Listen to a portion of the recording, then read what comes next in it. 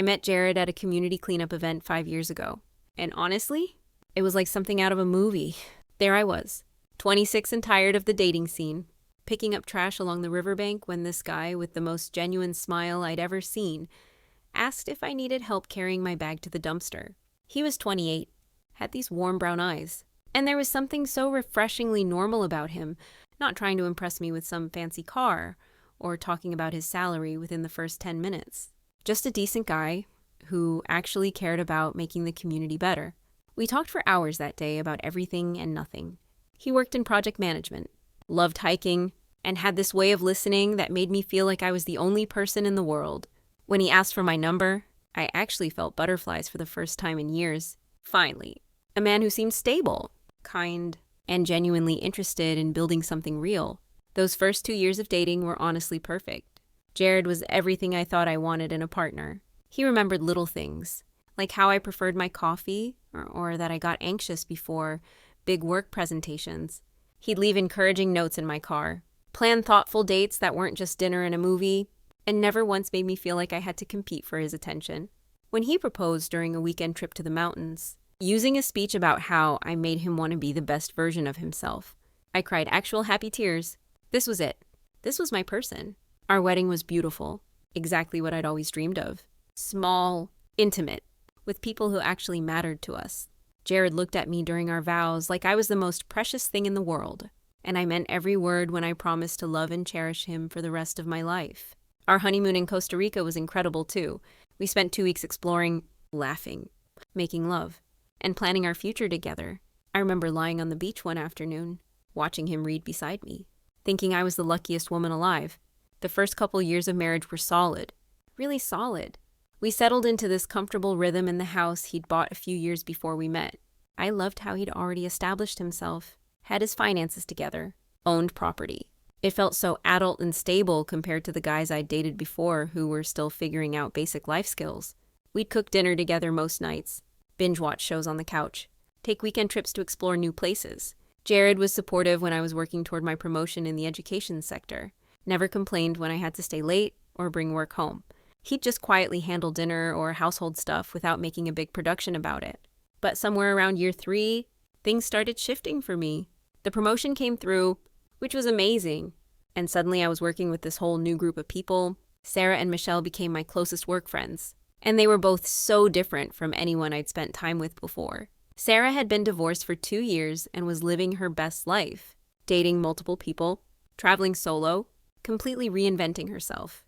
Michelle had what she called a partnership marriage, where she and her husband maintained separate social lives and didn't feel obligated to be each other's everything. The more time I spent with them, the more I started seeing my own marriage differently. Don't get me wrong, Jared was still the same sweet, supportive guy I'd married.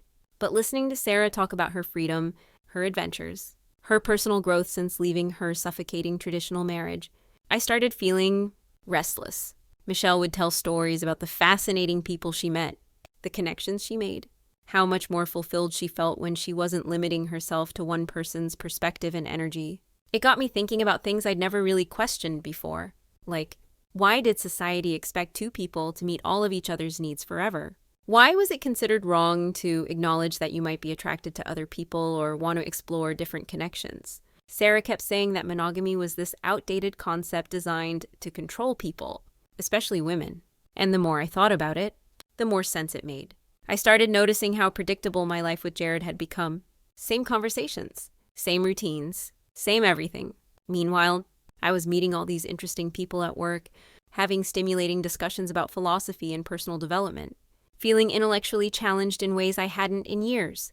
There was this energy I was missing, this sense of possibility that felt completely absent from my marriage. Marcus started at the gym around this time, and I couldn't help but notice him. He was completely different from Jared, more spontaneous, philosophical, always talking about living authentically and not letting fear hold you back. Our conversations after workouts became the highlight of my day. He'd challenge my thinking, introduce me to new ideas, make me feel like I was growing as a person in ways I didn't even know I needed. The more I talked to Sarah and Michelle, the more I realized I didn't want to be someone's entire world, and I didn't want them to be mine either. That felt like so much pressure, so limiting, What if Jared and I could love each other, but also have the freedom to explore other connections? What if we could be honest about our attractions and actually strengthen our marriage by removing all that possessiveness and jealousy? So one evening, while we were having dinner in our kitchen, I decided to bring it up. I tried to keep it casual, like asking what he wanted for dinner or something. "What would you think about opening our marriage?" I asked, cutting into my chicken like it was the most natural question in the world. Jared nearly choked on his water. "What do you mean, opening our marriage?" I explained how I'd been thinking about it, how monogamy isn't really natural for humans, how I didn't want us to become one of those couples who took each other for granted or stopped growing as individuals. "I don't want to be someone's entire world," I told him, "and I don't think it's healthy for you to be mine either. We could explore connections with other people and actually bring new energy back to our relationship." He looked at me like I'd suggested we burn the house down. "Jessica, we're married. We made vows, and we can honor those vows while also being honest about human nature." I said, "Think about it. Jared, wouldn't you rather have me choose to be with you every day instead of just staying because I'm supposed to? Wouldn't that make our connection more authentic?" He didn't say much else that night, but I could tell he was processing. Over the next few weeks, he'd bring it up occasionally, asking questions about how it would work, what I was really looking for, whether I was unhappy with him. I tried to be patient with his traditional mindset, explaining that this wasn't about being unhappy, but about growth, about not limiting ourselves to society's narrow definitions of love. I just think we could be so much stronger if we weren't operating from a place of scarcity and possessiveness. I told him one night, if we were completely honest about who we're seeing and set ground rules, we could explore this together. It took him weeks of wrestling with the idea, but eventually he agreed. He had conditions. Of course, complete honesty about who we were seeing, regular check-ins about how we were feeling, ground rules about time and boundaries. I was so proud of him for being mature enough to consider it, for not just shutting down the conversation like some insecure husband might have. Within 2 weeks, Marcus and I had moved beyond friendly gym conversations. He was everything I'd been missing: spontaneous, intellectually stimulating, passionate about life in ways that made me feel alive again. Our first real date was incredible. We went to this little wine bar and talked for hours about philosophy, personal development, what it meant to live authentically. He told me how refreshing it was to meet someone brave enough to question conventional relationship structures, someone evolved enough to prioritize growth over comfort. When I told Jared about Marcus, following our honesty agreement, he was supportive, distant, maybe, but supportive. "I'm glad you're happy," he said. And I could tell he was really trying to be the mature, understanding husband I needed him to be. A few months later, some mutual friends had a cookout. And that's where Jared met Simone. I didn't think much of it at first. She seemed nice enough, one of those calm, quietly confident women who didn't say much but somehow drew people to her. I was so focused on my own exciting new connection with Marcus that I barely registered the way she and Jared talked by the grill, how easily they seemed to connect. But over the following weeks, I started noticing changes in Jared. He seemed lighter somehow, more engaged with life in general, but weirdly detached from our marriage. He'd come home from work with this subtle energy I hadn't seen in years. And when I'd ask about his day, he'd give these vague but satisfied answers. It took me a while to realize he was developing real feelings for Simone, and the more serious things got between them, the more uncomfortable I became. This wasn't how it was supposed to work.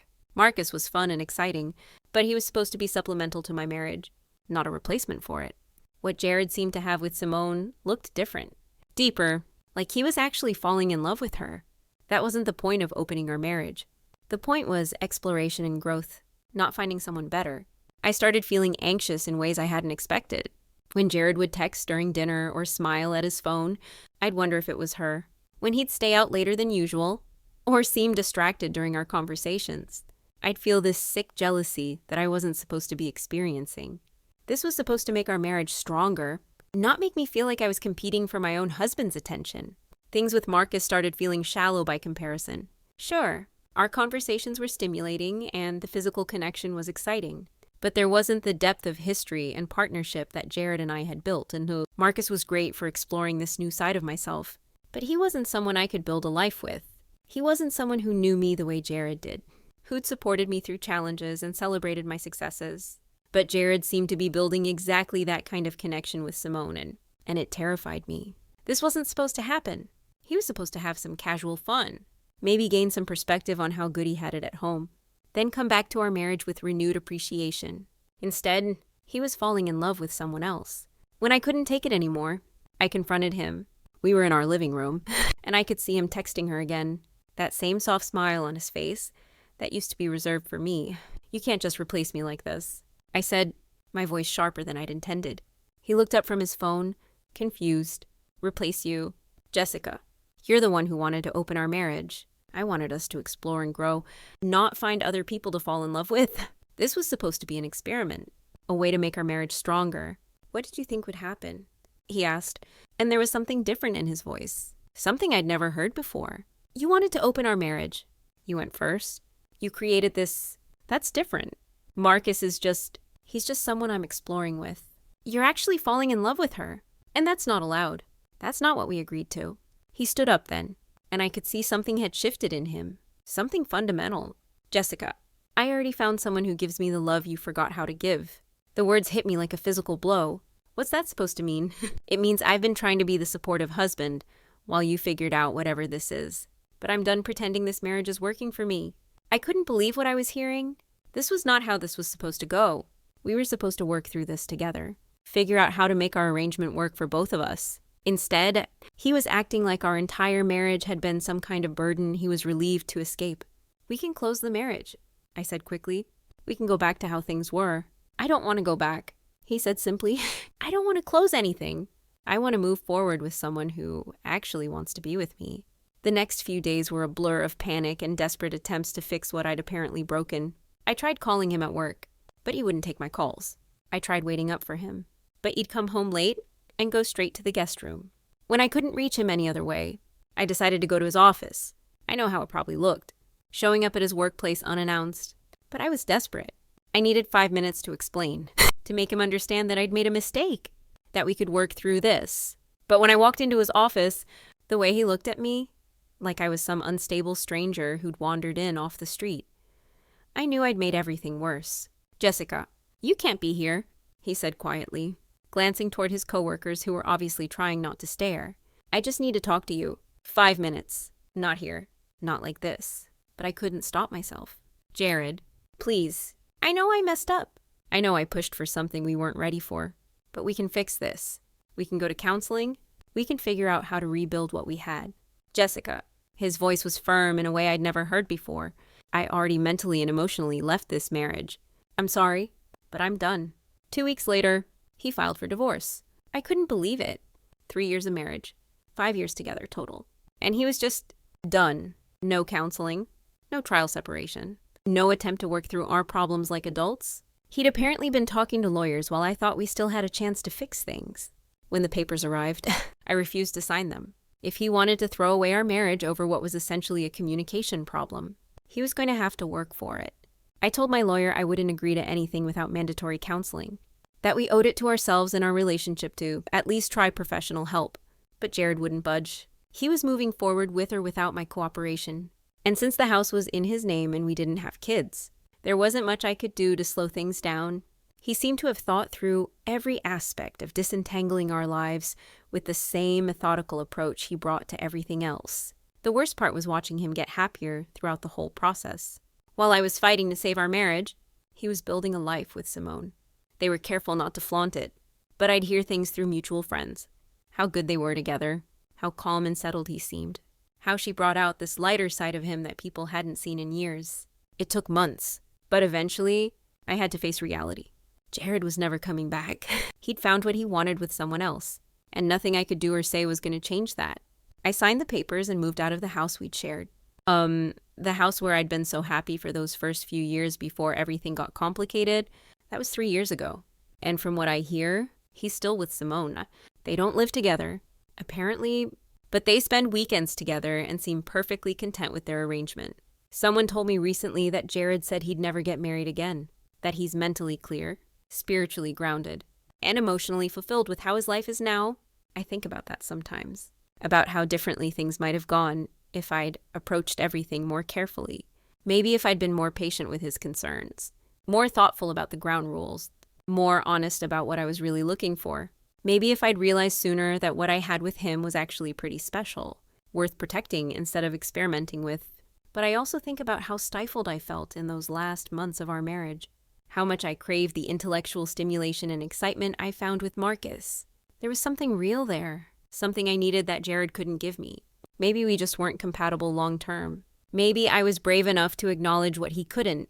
That sometimes love isn't enough if you're not growing in the same direction. I don't regret trying to save our marriage, even if my methods weren't perfect. I don't regret fighting for what we'd built together, or believing that we could work through anything if we both committed to the process. What I regret is how quickly he gave up, how easily he replaced me with someone who probably never challenged him to grow or question anything about himself. Sarah keeps telling me I'm better off, that I discovered his true character before I wasted even more years with someone who'd bail the moment things got complicated. Michelle says any man who won't even try counseling was probably looking for an excuse to leave anyway. They're probably right. I just wish I'd figured that out before I invested so much of myself in someone who turned out to be so much less committed than I thought. These days, I'm focused on my career, my friendships, my personal development. I'm dating, but nothing serious. After everything with Jared, I'm much more careful about who I trust with my heart. I need someone who's willing to work through challenges instead of running away. Someone who values growth and communication over comfort and predictability. I still believe that traditional marriage doesn't work for everyone, that there are other ways to structure relationships that might be healthier and more authentic. I just learned the hard way that you have to be extremely careful about how you navigate those conversations, especially with someone who's not naturally open to questioning conventional wisdom. Maybe someday I'll find someone who's as committed to exploring those possibilities as I am. Someone who won't panic and run away the first time we hit a rough patch. Someone who understands that real love means being willing to grow and change together, even when it's uncomfortable. Until then, I'm content building a life that's entirely my own. Making decisions based on what I want instead of what someone else needs me to be. It's not the future I planned when I was 26 and picking up trash by the river.